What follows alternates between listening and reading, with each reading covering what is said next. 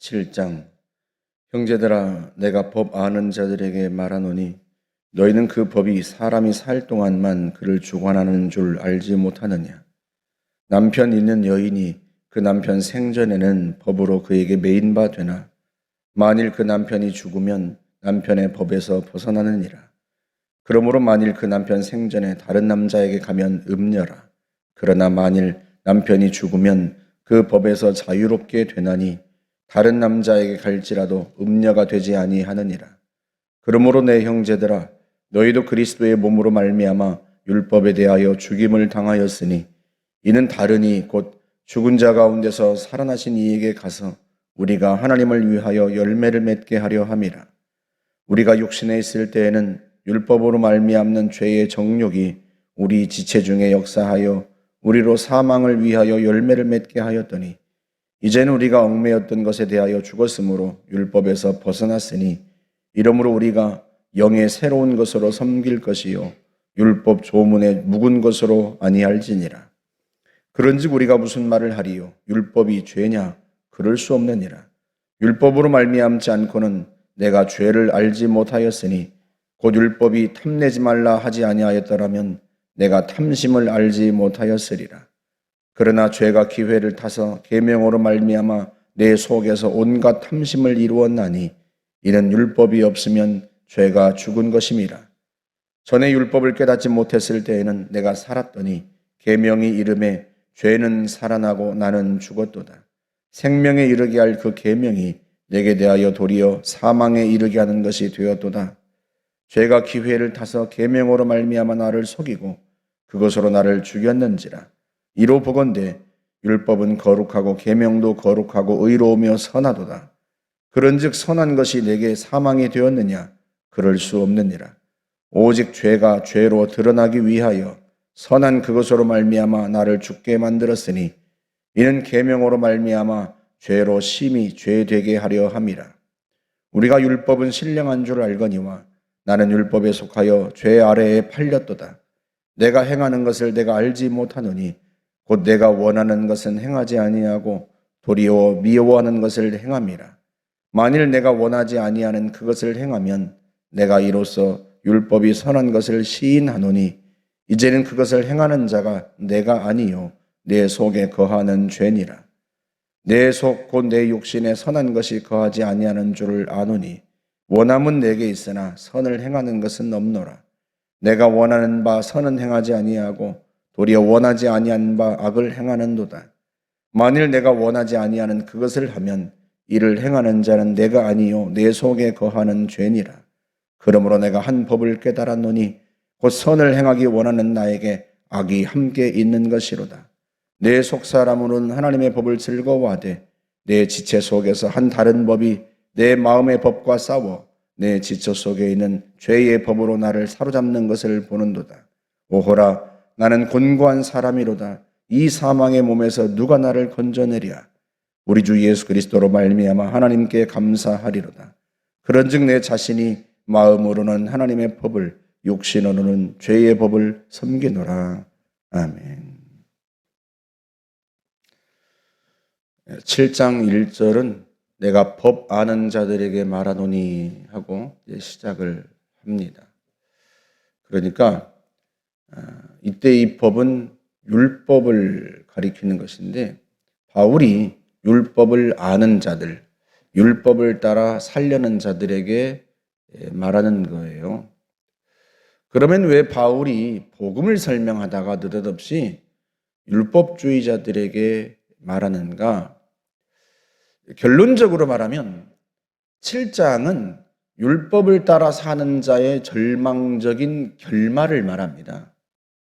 이어서 8장에서는요, 이와 반대로 성령을 따라 사는 자의 축복을 이야기해요. 그러면 왜 7장에서 율법을 따라 사는 자의 절망에 대해서 이야기하고 이어서 반대로 8장에서 성령을 따라 사는 자의 축복을 말하는가? 이게 유대인의 구원에 관해서 9장부터 11장에서 이야기하는데요. 물론 이 로마서가 이방인 교회, 로마 교회에 보내는 편지이기도 하지만 이 로마 교회에도 엄연히 유대인들이 있습니다. 그리고 자신도 유대인이고요. 물론 이방인의 사도이지만 이게 바울의 관심사 중에 하나가 무엇인가 하면요. 자기 동족 유대인의 구원이에요. 그래서 9장부터 11장까지 유대인의 구원 문제에 대하여 자세하게 다룹니다. 그러니까 7장과 8장은 1장부터 6장까지의 결론이기도 하지만 9장부터 11장 유대인의 구원 문제에 관한 서론이기도 해요. 분명한 것은 율법으로는 구원을 받을 수 없다 하는 거예요. 그래서 그 7장에서 그 문제를 다루는 겁니다. 왜 우리는 율법을 통해서 구원을 받지 못하는가? 그렇다면 왜 하나님께서 우리에게 율법을 주셨는가? 그 문제를 7장에서 다루는 거죠.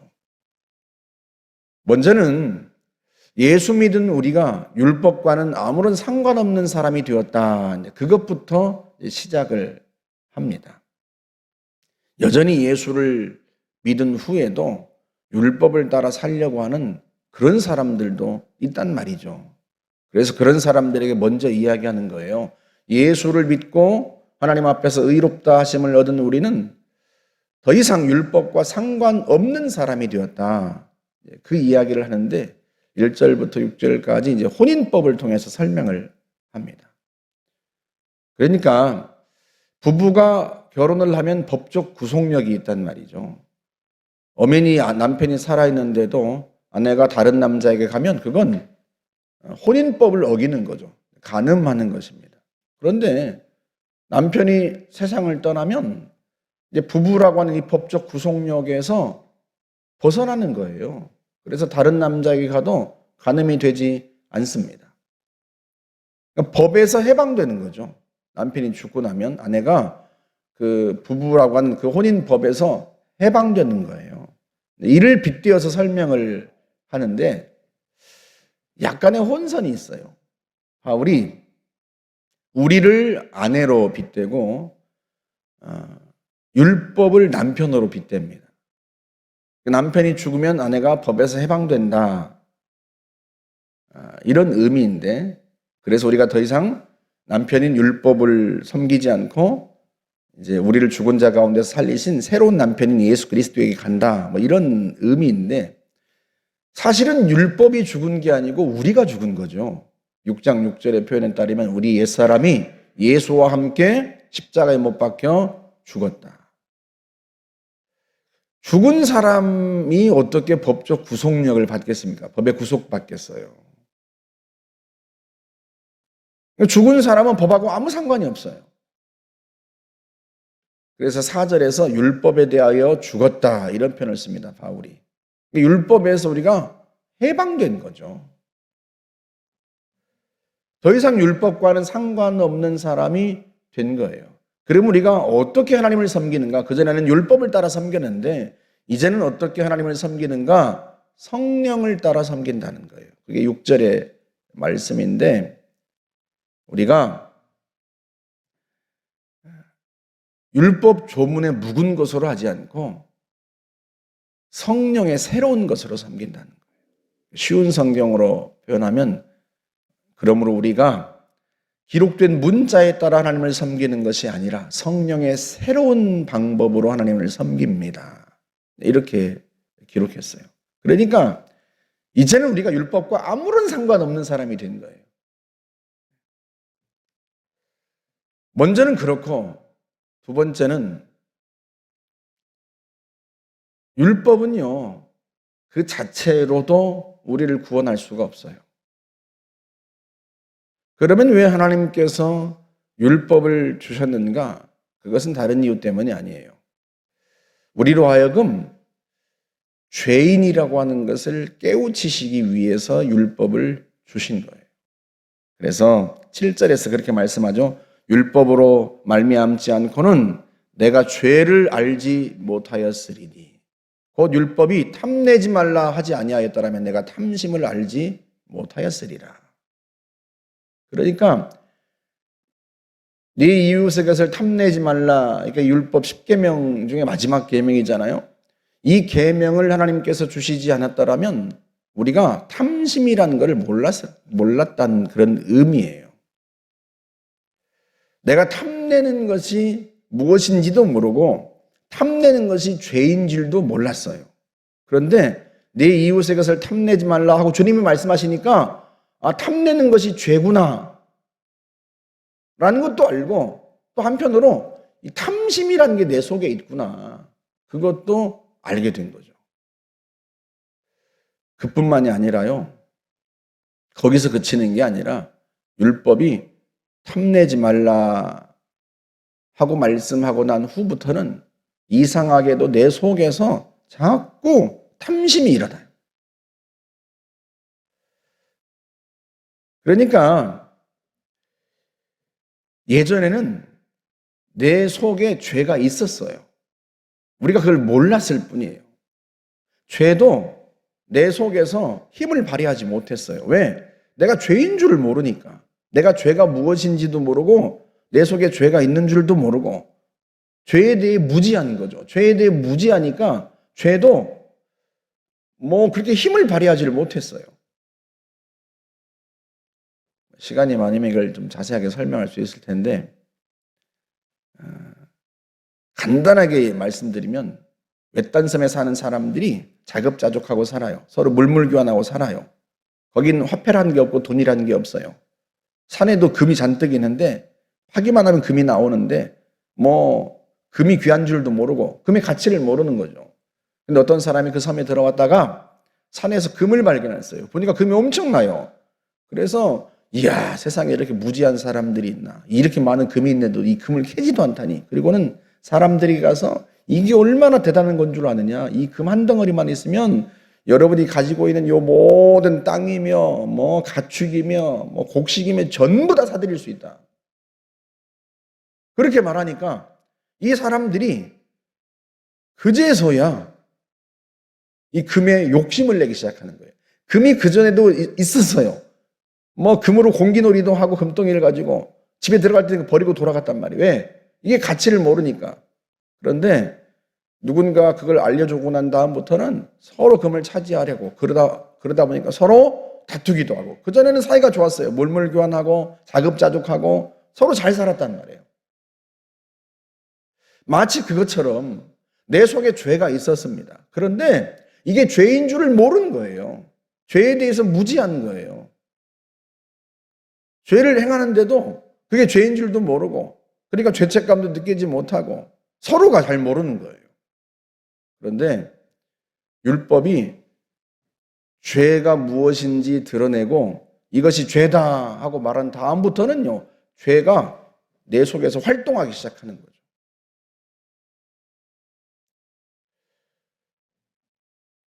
그러니까 우리가 우리 속에 죄가 있다고 하는 것 사실 자체를 몰랐던 거예요.